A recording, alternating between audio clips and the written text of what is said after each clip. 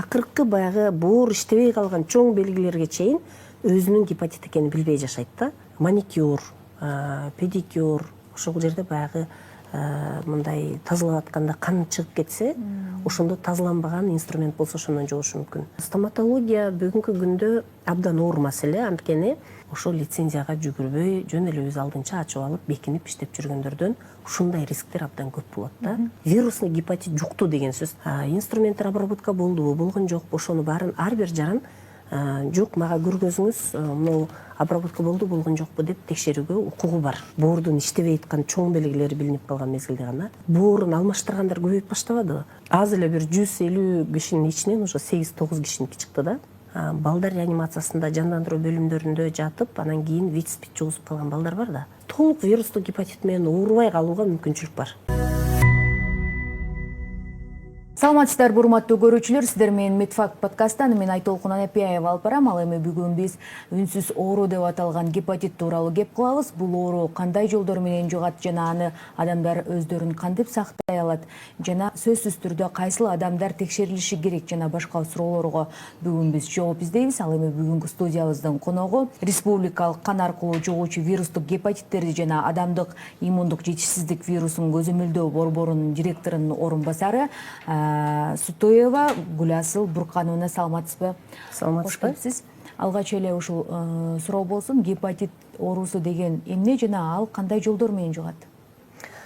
Саламатсыздарбы дагы бир жолу. Негизи мен кичине сөздү башка жактан баштайын, сурооңуздан мурдараак. 28 июл бул бүткүл дүйнөлүк гепатиттерге каршы күн да. Ал эми бүгүнкү биздин ошо сиз менен маектешип атканыбызда сиздер ошо 28 июлга ылайыктап чакырып элге, журтка көп маанилүү ушул гепатиттер жөнүндө маалымат берели деп атканыңар үчүн сиздерге чоң ыраазычылыгымды билдирип коеюн. Анткени бүгүнкү күндө бул гепатит деген бул боор органынын сезгениши. Боор оорусу өзү ар кандай жолдор менен сезгенип калышы мүмкүн, бирок мунун 90-95% бул вирустук гепатит деп айтылат да. Себеби вирус ошо жанагы боорду бузуп кетүүчү вирус. Ушул аркылуу жугуп калып, ошондон сезгенип калат. Эми башка болот, эми мисалы боордун мындай токсический вещество, мындай отравление кылып кетчү нерселер менен да ооруп калышы мүмкүн, бирок бул өтө аз процентте. Ал эми дүйнө жүзүндөгү эң көп гепатит менен ооругандар бул вирустук гепатиттер да. Эми вирустук гепатиттердин албетте түрлөрү бар. Ал боюнча, может быть, алды жакта да көбүрөөк сүйлөшөбүз. Сиздин сурооңузга жараша эми негизгиси бүгүнкү күндөгү маселе бул сиз эң башында жакшы белгилеп айтып кеттиңиз, бул үнсүз оору деп айтылат. Анткени бул бир дагы белгилери жок. Жуккан мезгилде белгиси болбойт. Жугуп калганы билинбейт. Бул ошон үчүн баягы орусча сөз менен айтканда коварный оору деп айтылат. Анткени кадимки эле баягы дем алуу органдары же болбосо башка жөнөкөй грипп сыяктуу ооруларды жуккан күндөн эле белгиси билинип ооруп баягы эмиде көбүнчөсү жана 20-жылы коронавирус инфекциясын таажы вирусу дейбиз, эми кыргызча. Ошол таажы вирус инфекциясында жуккан мезгилден эле элдер ооруп калып атпадыбы? Бул эми жылдар өтүп кетиши мүмкүн жуккандан кийин. Анан белгилеп жүрүп эч кандай белгиси жок жүрүп, анан кийин кайсы бир мезгилде өзү жөнүндө катуу заявление кылат. Бул уже ооруп калган мезгилде, уже мындай жакшы айыкпай турган мезгилге чейин жетип калышы мүмкүн да. Мунун эң жаман баягы коварности ошол жерде. Ал эми биздин бүгүнкү күндө жасап аткандарыбыздын баардыгы алдын алуу биздин жумушубузга байланыштуу болот. Анан элдердин маалымдуулугуна жараша болот. Анткени оорубай эле жөнөкөй жакшынакай жашоодо жүргөн мезгилде сөзсүз барып текшерүүдөн өтүш керек. Биз бүгүнкү күндө ушуну элге маалымдоо, ушундай өңүттө, ушундай болуш керек деген нерсени жеткизишибиз керек болуп атат да. Кайсыл түрдөгү адамдар сөзсүз түрдө текшерүүдөн өтүш керек же бардык эле жарандар бир текшерүүлөрдөн өтүп туруш керекпи? Бир жылда бир жолу же бир жылда 2 жолу качан өтүп туруш керек? Эң сонун суроо бердиңиз. Бул мындайда, муну биз баягы кан аркылуу жугуучу деп атпайлыбы? Вирустук гепатиттердин бир гана А формасы, бул балдар ооруй турган оору. Бул эми жанагындай идиш аяктан, колу жуулбагандан, ошондон жугуп калышы мүмкүн. Бирок бул эми абдан жеңил өтөт. Бул өнөкөткө айланып кетпеген оору. Муну менен көбүнчө кичинекей балдар ооруйт. Анан баягы кичинекей балдар ооруган мезгилде бул эпидемия сыяктуу болуп, бир ушул мисалы бала бакчада болсо бала бакчанын ичиндегилер ооруйт, мектепте болсо мектептегилер, ошо баягы кол жубагандан же гигиенага байланыштуу да бул. Эми анын маселеси көп оор эмес. Анткени бул баягы тез жугат, анан тез айыгат, бат эле айыгат, анан бул негизгиси өнөкөткө айланбайт да. А биздин бүгүнкү айта турган негизги мындай максатыбызды коюп элге жеткире турганыбыз бул кан аркылуу жугуучу вирустук гепатиттер. Булардын 3 түрү бар. Гепатит Б, С, анан Д деп коет. Эми бул ошо Б менен кошо жүрүүчү оору да. Анан булар негизгиси ушул 3 түрү өнөкөт ооруга айланат. Ушул 3 түрү баягы коварный түрдө келет.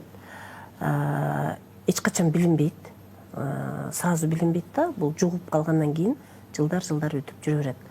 Анан бул кан аркылуу жуккан вирустук гепатиттер кийин сөзсүз циррозго же болбосо декомпенсированный деп коет, компенсация деген боор өзүнүн функциясын аткара албай алган мезгилде ашыкча иштеп баштайт да. Ошондой да компенсация да кыла албай калган эң акыркы түрүнө көп жетип калат да, айытпаган учуру өтө көп болот. Эгер убагында дарыланбай калса деген сөз да эми. Ушул ооруну жуктургандан кийин канча жылдан кийин белгилери билинип баштайт, жана кандай белгилери болот ошол адамдардачы? Анан мен жана да суроо берип кетпедимби, кайсыл жолдор менен жугат деп? Биз билгенден стоматология тармактарында жугат, дагы кандай жолдор бар, чтобы элдер билип алыш үчүнчү? Негизинен кан аркылуу жугат. Кан аркылуу жукканда бул эми сөзсүз эле баягы медиктерге же ооруканаларга же поликлиникаларга барып укул алгандан деген сөз эмес. Албетте, кайсы бир мезгилдерде Кыргызстанда жанагы бир жолу колдонуучу шприцтер, бир жолу колдонуучу деги эле ийне сайуучу нерселердин бир жолу колдонулуучулары жок мезгилде болгон да. Ошол мезгилде жакшы обработка болбой калган учурда ооруканалардан жукчу да эң мурда. Азыр эми мисалы үчүн кайсы жерде кан катышып калган болсо ошол жерде обработкасы жок жууп калышы мүмкүн. Бүгүнкү күндө биздин эң негизги айтып аткандарыбыз бул ошол жана парикмахерскаялар. Маникюр, педикюр, ошол жерде баягы мындай тазалап атканда кан чыгып кетсе, ошондо тазаланбаган инструмент болсо ошондон жугушу мүмкүн. Бул биринчи. Косметология каражаттары. Мисалы, каражаттар эмес, косметологический борборлор, косметологиялык борборлордо ошо кайсы бир процедураны жасап аткан мезгилде кан аралашкан болсо, мисалы, бир жерлерди кесип, анан же болбосо ошондо инструменттерди жакшы тазалабай, баягы талапка ылайык дейинчи, талапка ылайык тазаланбай калса, ошондо мисалы мурун бир киши гепатит менен ооруган кишини жасап, андан кийин обработка кылбай эле экинчисине өткөндө ошодон жугуп калышы мүмкүн. Үчүнчүсү стоматология дейбиз. Бул стоматология бүгүнкү күндө абдан оор маселе, анткени жеке менчик стоматологиялык кабинет кармагандар өтө көп. Ал эми ошол жерде баягы көзөмөлдүн көп жоктугуна жараша болуп атат. Албетте буга эми Саламаттык сактоо министрлигинен лицензия алып иштегендер боюнча көп маселе болбошу мүмкүн. Бул эми менин жеке оюм. Анткени бул лицензия алган мезгилде ошол лицензиянын талаптарына ылайык бардык нерселер аткарылса, ошондо гана лицензия берилет да. Бул жерде негизинен лицензия албай иштегендер өтө көп. Ошол эле сыяктуу жана косметологиялык борборлор деле ошондой. Мисалы, биз ойлойбуз да, жеке менчик болуп иштеп аткан болсо, значит, мунун лицензиясы бар экен. Лицензиясы болбосо коркпой иштемек беле, бул эми бирөө уруксат берген үчүн иштеп атат да деп түшүнөбүз да. А бирок муну жашоо башкача түрдө бизде көргөздү. Анткени бир 3-4 жыл мурда ушундай бир жеке менчиктерде лицензиясы жок иштеп аткандар көп экен деп, особенно мына гепатит жугузган, ВИЧ-СПИД жугузган деген сандар өтө көбөйүп баштаганда, Саламаттык сактоо министрлиги бир мезгилде ушул жеке менчиктерди абдан катуу бир текшерүүгө алды да. Ошол мезгилде выяснилось деп коеюнчу, мындай такталып калды.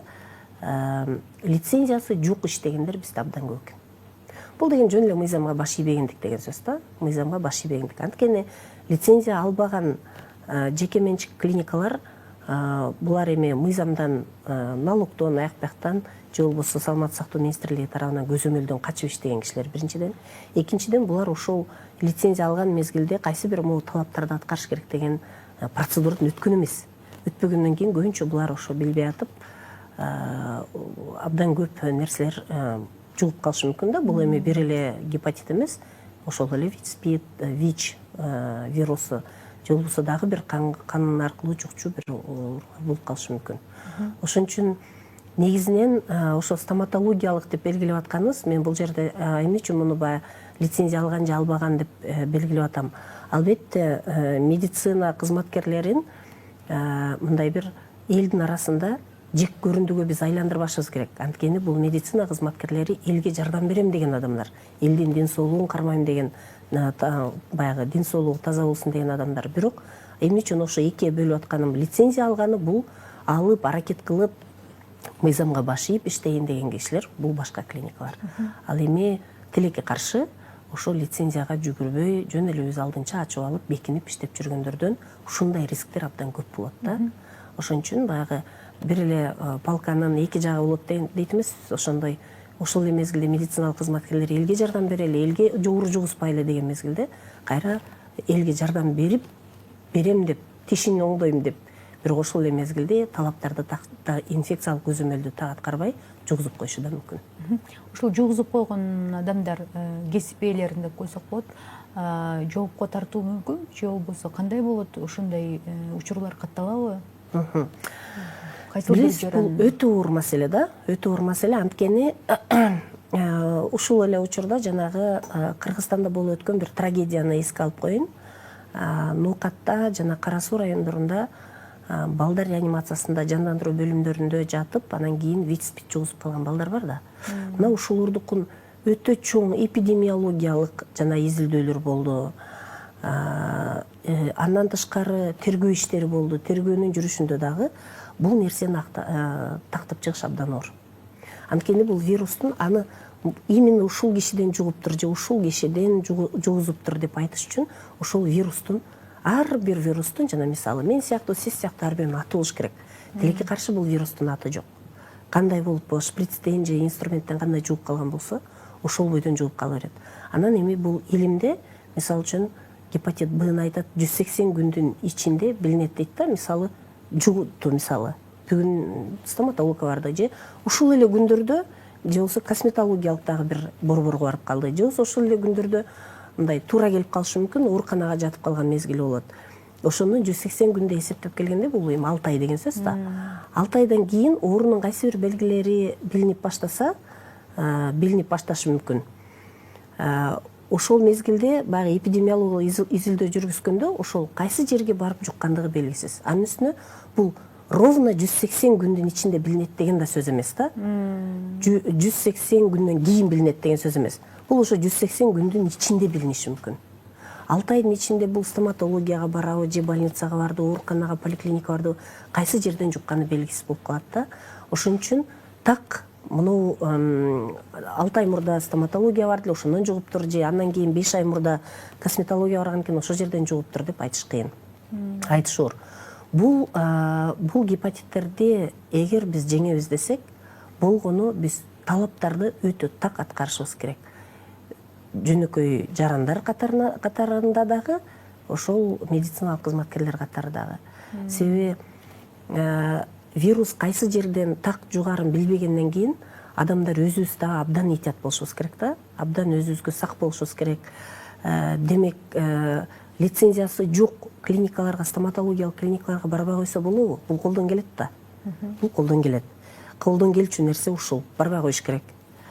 Косметологиялык борборлорго барбай койсо болот, же болбосо барса дагы лицензиясы бар, же болбосо жок дегенде ошол жака киргенде инструменттер обработка болдубу, болгон жокпу, ошону баарын ар бир жаран жок, мага көргөзүңүз, могу обработка болду, болгон жокпу деп текшерүүгө укугу бар. Бул мыйзам жол берет буга. Ар бир ооруканага же поликлиникага кайсы бир оору менен кайрылып калган болсо, ошолордон мага одноразовый бир жолу колдонуучу шприц менен же болбосо бир жолу колдонуучу кайсы бир инструменттерди колдонгула, же болбосо обработка кылдыңарбы, кылган жоксуңарбы деп сураганга мыйзам жол берет.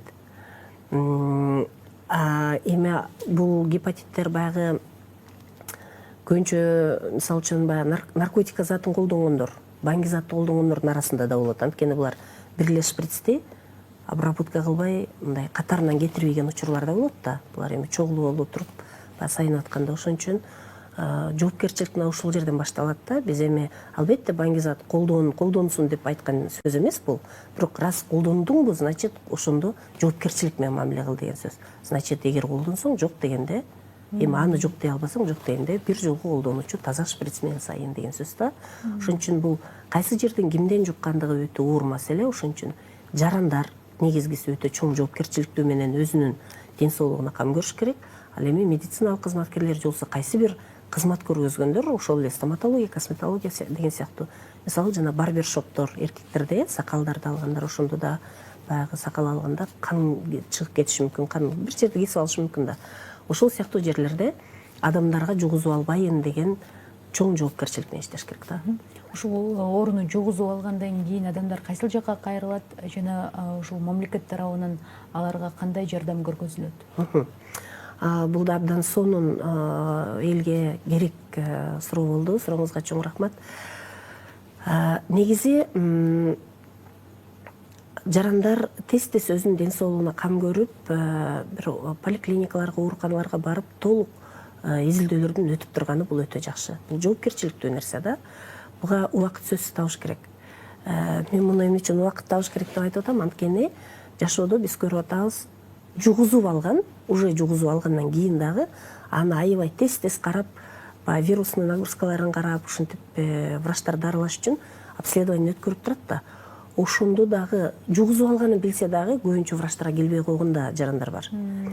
Биз азыр жугузуп алган, уже жугузуп алгандан кийинкилер жөнүндө сөз кылып атабыз. Ал эми сиз суроо берген жугуза электе барган бул өтө оор маселе болуп калып атат да. Биз азыр мындай түрдө иштеп атабыз да. Адамдар өздөрү мага эч качан гепатит жукпайт, же болбосо гепатит деген оору жөнүндө түшүнүгү жок, ал жөнүндө ойлонгусу да келбейт, же болбосо ойлонуп, эгер кайсы бир жерден укса дагы, жок, бул мен жөнүндө эмес деген таризде жашап жүрүшөт да. Андай болбош керек.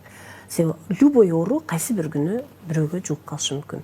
Ошон үчүн эгер бир кайсы бир косметологияга же стоматологга же бир больницага жаткан болсо, өз жоопкерчилиги менен келип, обследованиеден өтүп, любой жерде ошентип койсо болот. Анткени бир 10 жыл эле дейинчи, 10 жыл мурда, 10 жылдын мурда тегерегинде ушул обследование кылганга дагы Кыргызстанда абдан жана дары-дармекке же болбосо тесттен өткөргөнгө акча жок дечүбүз. Акча жок болчу да, анткени приоритетный болуп кетет эле, баягы жаш балдардын оор ооруларына көбүрөөк көңүл бурулат эле. А бул эми башында биз сиз менен айткандай үнсүз оору да, бул билинбеген оору. Ошон үчүн буга көбүрөөк жыл көңүл бурулбай калды. Бирок акыркы 5-10 жылда, 5 жылдын ичинде абдан жакшы көңүл бурулуп атат. Анткени гепатит жугузуп алгандардын саны абдан көбөйүп атат. Ал эми эмне үчүн гепатит жугузуп алгандардын саны көбөйдү деп биз азыр айтып атабыз? Бул ушул эле мезгилде көбөйдү деген сөз эмес. Бул возможно мурдагы жылдардан бери жугузуп алып, бирок бул жөнүндө өзүнүн статусун билбей жүргөндөр өтө көп болгон. Эмне үчүн ушул жылдарда саны абдан көбөйүп кетти? Анткени мамлекет баягы боорун алмаштыргандар көбөйүп баштабадыбы? Ошол мезгилден баштап 100% тесттерди бекер алып баштады. Анткени деген жарандарды келгиле, бооруңарда жугузуп калышы мүмкүн, эми вирус жугузуп калышы мүмкүн, ошон үчүн барып текшергиле, ал тест мынча сом болот экен, частныйларда бар, мамлекеттикинде жок болуп атат деп айтканга көңүл бурбайт да. Мисалы, тиш ооруган киши менен тиш ооруган кишинин эмне иши бар деген жакшы макал бар да. Мисалы, эч жериң оорубай атса, поликлиникага барган ойго келбейт. А бул гепатит именно ошол оорубай жүргөн мезгилде барчу нерсе да. Антпесе эгер уже ооруган мезгилде кайсы бир белгилери билинип калган мезгилде уже кеч болуп калды деген сөз. Мамлекет өзү экспресс тесттерди алып, эмдөөлөрдү жүргүзүп баштаган акыркы 5 жылдын ичинде мындай болуп атат да. Келгиле, гепатитке өзүңөрдү текшерип койгула десе келбейт. Кандай жол менен иштеп атабыз? Поликлиникаларга мисалы кичинекей баласын алып келет. прививкага же бир башка бир эмелер же башын ченеткени же бутун ченеткени баягы кичинекей балдардын өсүп атканын тез байкаш үчүн келет эмеспи, же болбосо аялдар кандайдыр башка маселе менен келип калышы мүмкүн. Ошол келген эле кишини сөзсүз гепатиттен өтүшүңүз керек, өткөрүп коелу, вдруг бардыр, сиз кайдан билесиз, билбей калышыңыз мүмкүн да деп, анан бир чоң компанияларга, в смысле организацияларга да, мекеме ишканаларга ошол жака гепатиттен өтүп койгулачы, силердин араңарда деле болуп калышы мүмкүн да деп, биз барып айтып деп, анан ошондо көпчүлүк элди текшерген мезгилде арасынан сөз чыгып атат да. Мына ушинтип атып саны абдан көбөйүп кетти. Эгер ошол иштерди жасалбаганда, бүгүнкү күндө биз мисалы үчүн бизде монча киши учетто турат деп айтып аткан болсок, ошонун жарымынан көбү возможно биздин учетто болбойт эле. Алар өздөрү деле билмек эмес да. Баягы элдин арасына барып болгула, өткүлө, тинткиле, минткиле деп айтып атканда, өтүп анан ошондо гепатит чыкканын көрүп, ден соолугу таза өзүнүн ою боюнча. Анан ошондон кийин дарыланып, алдын алып аткан көп учурлар акыркы жылдарда болду да. Мисалы бир эле мисал келтирейин. Жакынкы эле мезгилде өзгөчө кырдаалдар министрлигинин тарабынан бизге кайрылуу болуп калды. Ушу баягы алар боюнча да баягы гепатиттер, ВИЧ-СПИД жөнүндө абдан жакшы иш алып барылган да. Анан келиңиздер, бизге келип текшерип бергиле. Биз да өзүбүздүн ден соолугубузга кам көрүп коелу деп мындай бир совещаниялерде болуп калган экен. Ошондон начальниги чакырды, барып биздикилер текшерип келди. Аз эле бир 150 кишинин ичинен уже 8-9 кишиники чыкты да. Ал 8-9 киши мисалы менде гепатит бар деп ойлонгон дагы эмес. Анткени симптому жок. Баягы эле биз башында айткандай бул үнсүз оору да. А бирок бул качан үнүн чыгарат? Качан уже боор өзүнүн функциясын аткарбай калганда, цирроз болуп калганда, же болбосо толук декомпенсаторный фазага жетип калганда, анан уже боор иштебей калса, өңү түсү сапсары болуп, склералар сапсары болуп, тамак иче албай, кускусу келип, ушундай бир боордун иштебей аткан чоң белгилери билинип калган мезгилде гана билип калмакпыз да. Бирок ошол мезгилде андан кийин уже сактап калыш оор болуп калат. Мына азыр мисалы жаңы жуккан мезгилде, өзү да билбеген мезгилде барып обследованиеден чыгып калып, анан алдын алып улам анализди берип, вирус көбөйүп атабы же азайып атабы, андай анализдер жасаганга бизде толук мүмкүнчүлүктөр бар да. Ошону адамдар убагында келип, жугузбаган адамдар тесттен өтүп, жуккан адамдар келип улам вирустарын текшерип турса, бул оорубай, же болбосо акыркы стадияга жетпей, дайыма жашаганга мүмкүнчүлүк толук бар да. Ушул оорудан жугузгандан кийин толук түрдө айыгып кетүүгө мүмкүнбү? Жана ошол көбүнчөсү ойлошот, гепатит Б, С жуктурган жарандар аз эле өмүрүм калды деген дагы учурлары бар да. Анан ошол канча жыл жашайт? Албетте эми канча жыл жашайт дегенди айтыш үчүн мен Кудай болушум керек. Андай теория жок бизде. Ар бир пенденин жашоосу өзүнүн колунда деп айтылат го. Сурооңуз албетте туура, мен мындай тамашага чалып атканым. Эмне үчүн булар кыска жашайт дейт? Анткени булар жуккан күндөн баштап акыркы баягы боор иштебей калган чоң белгилерге чейин өзүнүн гепатит экенин билбей жашайт да. Билбейт дагы, уже өңү түсүнүн баары сапсары болуп, уже боор иштебей калган мезгилде врачка келгенде, уже боордун 10% же 20% иштеп аткан болот, калган уже иштен чыгып калган мезгил болот да. Ошон үчүн баягы элдер жуккандан кийин бир 5-6 жыл эле жашайт турбайбы деген бир пикир пайда болуп калган да. Мен айтып аткан алдын алып, эч жери оорубаса дагы тесттен өтүп, анан ошо тесттен өткөн мезгилде сенде вирус бар турбайбы? Жугуп калган экен да кайсы бир мезгилде эми билинбейт. Кайсы бир мезгилде жугуп калган экен деп, анан ошону дайыма вирустун нагрузкасын эсептеп, анализди тапшырып, ошол вирусту жок кыла турган дарылар бар. Ошол дарыларды врачтар берип турат. Эгерде аларды ичип жүрсө, толук айыгып кеткен случайлар абдан көп. Же болбосо ошол толук айыкпаса дагы, эми бул организмге жараша болот. Ошо вируска каршы препараттар менен жашай берсе болот өмүр бою. Мисалы сизге мына ушул сурооңузга ылайык бир эмени айтып коеюн. Статистикада, мисалы бүгүнкү күндө 13 миңден ашык киши бизде вирустук гепатит С менен каттоодо турат. Ал эми ошонун ичинен дарыланып баштаганы 7,5 миң. Бул эми почти жарымы деп коеюн, эми жарымы дарыланып баштады. Эмне үчүн калган дарыланган жок деген суроо болушу мүмкүн. Калганына показания жок. Анткени алар убагында врачка келет, анализин тапшырат. Жок, вирусный нагрузка анча деле көп эмес экен, азыр дарыланбай мындай дарыланбай турсаң болот дейт. Себеби вирусту өлтүрө турган дарыларда ошончо улуу да. Ошон үчүн вирус абдан көп болгонго чейин тынч жүргөн мезгилде аны эч ким назначение кылбайт. Мына анын жарымы азыр дарылап аткан болсо, ошонун 6,5 миңге жакыны толук айыкты. Бул деген өтө сонун цифра, бул өтө жакшы цифра. Анткени эгер ошончо вирустун даже 50% толук айыгып кетти десек, бул биз үчүн жеңиш болмок да. А биз азыр 7,5 миң киши дарыланып атат, ошонун ичинен 6,5 миң кишисин толук айыктыра алдык деген бул өтө жакшы нерсе. Анткени бизде чындыгын айтып келгенде медицина абдан жакшы өнүккөн. Биз өнүккөн мамлекеттердин менен катар баягы доказательная медицина деп коет. Так чындыгында эле ошол такталган медицинада, ошол такталган медицинаны ВУЗдун, дүйнөлүк саламаттык сактоо уюмунун сунуштарын сөзсүз эске алып, ошондой клиникалык протоколдор менен иштешет. Ошон үчүн 7,5 миң дарылангандын ичинде 6,5 миң киши толук айыкты деген сөз бул биз үчүн өтө чоң жеңиш да. Канчалык мисалы күндө вирустук гепатиттердин санын көбөйтүп, баягы обследовать этип, анын саны көбөйүп аткан болсо, бунун эки жагы бар. Мисалы, жакшы жагы бар, жаман жагы бар деп коеюнчу. Эми жакшы жагы деген бул баягы үнсүз оору билинбей эле жүргөн адамдарды тест менен биз анын оорусу бар экенин тактап берип атабыз дагы. Эртерээк өнөкөт болуп кетпей, же цирроз болуп буурта краткость бергенге чейин дарылап, ошо менен өмүр бою, Кудай өмүр канча берсе, ошо менен жашап жүрө берет. Бул биринчи жагы. Эртерээк тактап алганыбыз да, эртерээк тактап алганда булардын өмүрүн сактап калган менен барабар. Ал эми канчалык көп болсо ошонун эмнеси жакшы деп да суроо бериши мүмкүн да, албетте бул жагы жаман. Бул деген сөз, значит, бизде ошончо вирустук гепатит жуккан адамдар бар экен деген сөз.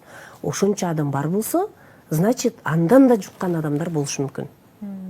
Бул биздин предположение да, алдын ала айтуу боюнча. Себеби ал эле бул гепатит оору бир эле кишиден чыкса, анын айланасындагы кишилерден чыкпайт деген сөз эмес да. Значит, бул деген бири-бирине жугуп атат болушу мүмкүн деген сөз. Ошон үчүн бул көп цифра чыккандын алдын алып чыгарып алганыбыз андан да жакшы. Бирок ошончо көп чыгып атса, значит, мамлекетте ошончо вирустук гепатит менен эл жашап атат деген сөз да. Ушул сиздин сөзүңүздөн бир тыянак кылсак болот экен, эгер ушул гепатит, Кудай сактасын, гепатит Б-сын жуктуруп алган жарандар жуктуруп алган күндөн баштап өзүнүн оорусуна жоопкерчилик менен караса, демек ал оорунун толук түрдө жеңип кетсе болот деген, э? Албетте, бул 100% ошондой деп айтылат. Анан ушул подкасттын башында сөз кылып калып атыкпы, 28-июль бүткүл дүйнөлүк гепатитке каршы күрөшүү күнү деп. Ушул күнгө карата сиздерде кандай иш-чаралар уюштурулуп жатат, же болбосо ушул күнгө карата эмне деген маалыматтарды элдерге берип атасыздар?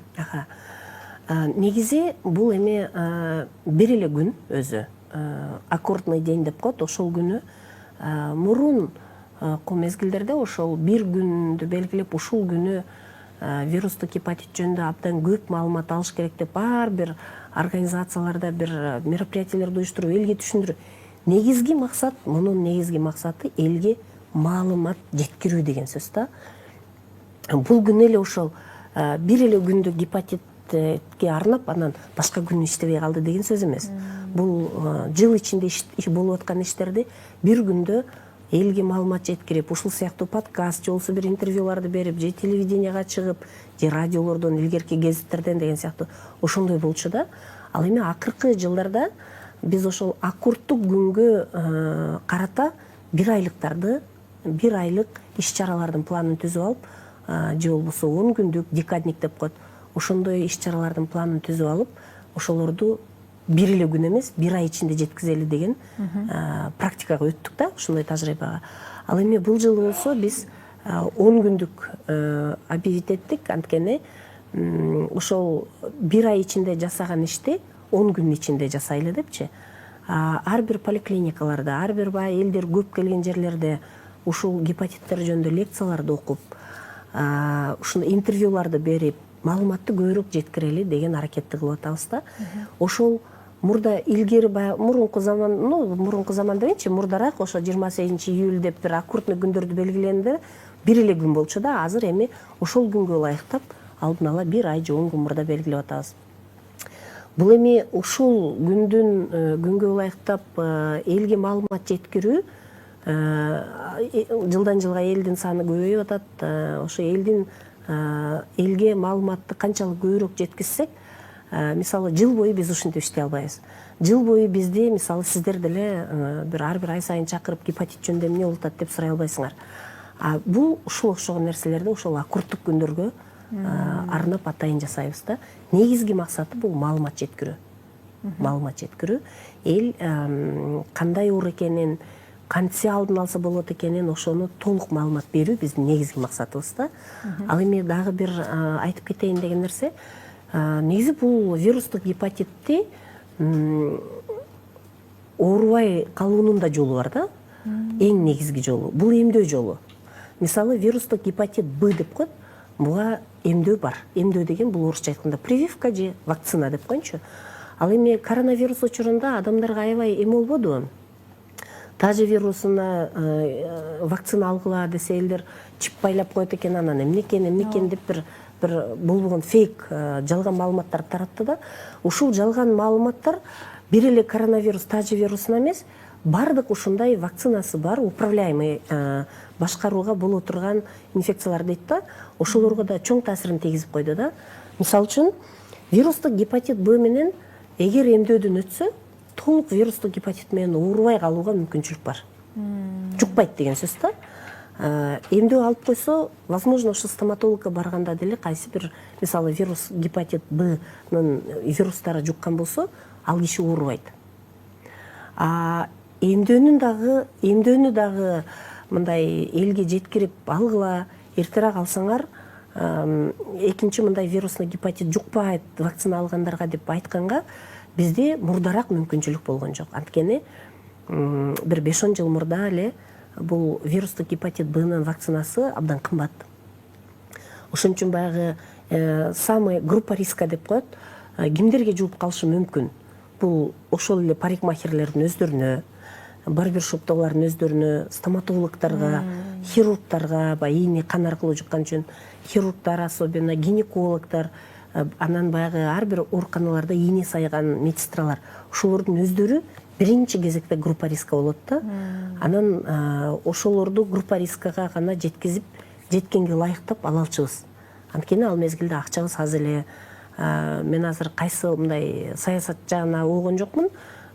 Кайсы президенттин мезгили болчу, кандай акча бар эле, мен аны айткым келген жок. Бирок 5-10 жыл мурда мындай толук элге жасаганга вакцинага акчабыз жок болчу. Мүмкүнчүлүк жок болчу да. Мен да ошол суроону берейин деп аткам. Анан ушул эмдөө боюнча кайсыл жаштан канча жашка чейинки жарандар алат жана муну кайсыл бир убакыттарда алыш керек? Жыл сайынбы же болбосо бир эле алып койсо ошол жетиштүү болобу? Негизи бир эле жолу болгондо 3 жолу алыш керек, катар менен. Ошол үчөө биригип бир жолу вакцина алды дегенди түшүндүрөт да. Бул жакта да абдан оор маселелерибиз бар. Анткени эми негизи 18 жаштан өйдө деп айтылат, бирок бизде Кыргызстанда 23 жаштан баштап жасап атабыз азыр. Анткени деген бул ошол азыр мына 23кө чыккан кыздар, балдар, жаштарыбыз деп коеюн, ошолор роддомдо төрөлгөн мезгилде буларга жасалган. Ошондон баштап жасалып келатат да, 23 жылдан бери бул төрөлгөндөн баштап жасалып келатат. Ошон үчүн мына 23кө чыкканга чейинкилерде твердый мындай иммунозащита бар деген сыяктуу политика ошол болуп, 23 жаштан азыр 65 жашка чейинкилерге жасап атабыз. Эми 65 жаштан өйдөгү адамдарыбыз, улгайган адамдарыбыз көп деле мындай парикмахерская, стоматолог аяк бияка көп деле барбайт экен. Ошон үчүн негизги активдүү жашоо алып баргандар ошолор болуп атат да. Ал эми 23 жашка чейинкилердин ошол төрөт үйлөрүндө алган вакцинасы пожизненный болуп ошолор иштеп атат. Анын үстүнө бул жөнүндө статистика да ошондой болуп атат да. Мисалы бүгүнкү күндө 23 жашка чейинки балдардын арасында гепатит почти жок десе болот. Ошон үчүн 23 жаштан өйдөгүлөр алыш керек сөзсүз. Бул биринчиден жаш өзгөчөлүгү боюнча, анан жанагы объему боюнча биринчи, экинчи, үчүнчү доза деп айтылат. Мисалы биринчи, экинчи, анан үчүнчү дозанын ортосунда определенный убакыттар бар, бирок үчөөнү сөзсүз алыш керек да.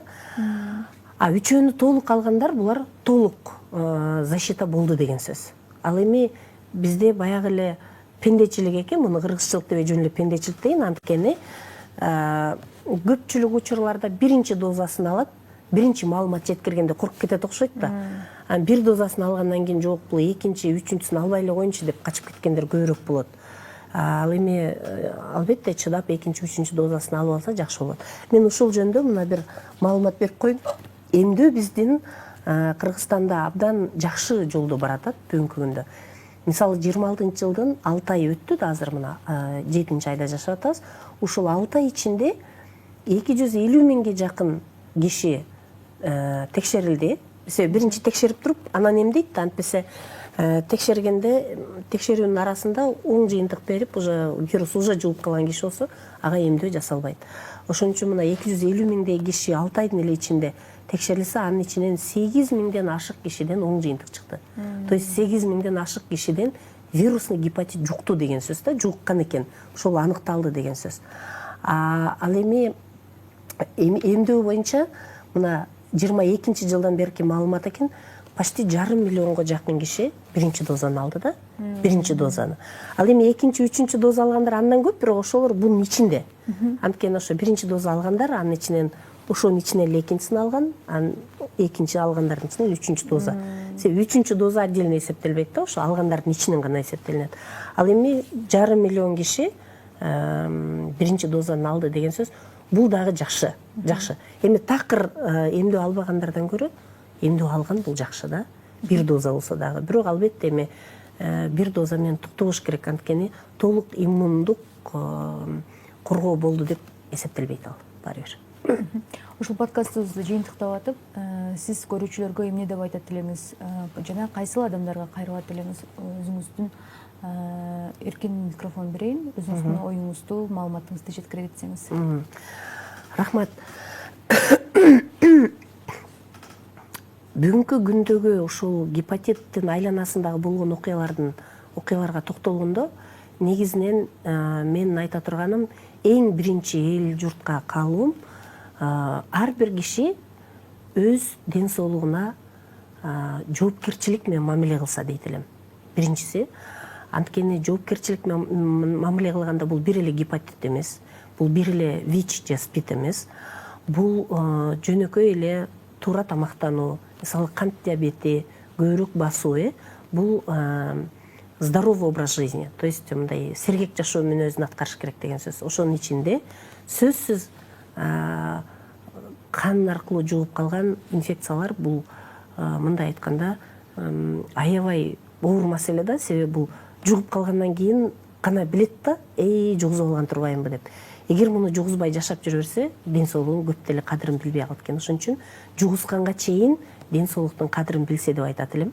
Биринчиден, экинчиден жоопкерчиликтүү мамиле кылып, сөзсүз мына бүгүнкү күндөн бүт эл журтка кайрылып коеюн, 100% ден соолугу таза адамдар болсо дагы сөзсүз келип тесттен өтүп эмдөө алып койсо деп суранат элем баарыңыздарды. Анан ал эми албетте уже вирус жугузуп алган адамдар болсо, тез ден соолукту көргөзүп, анализдерин убагында тапшырып, убагында вируска каршы препараттарды ичип турса, ден соолугун бул баягы вирус жукпаган сыяктуу болуп эле эл катары жашап калмак. Анан негизги дагы бир эң негизги маселени айтып кетейин. Бүгүнкү күндө ошол экспресс тест дагы бекер мамлекеттин эсебинен алынып атат. Эмдөө вакцина дагы 100% бекер.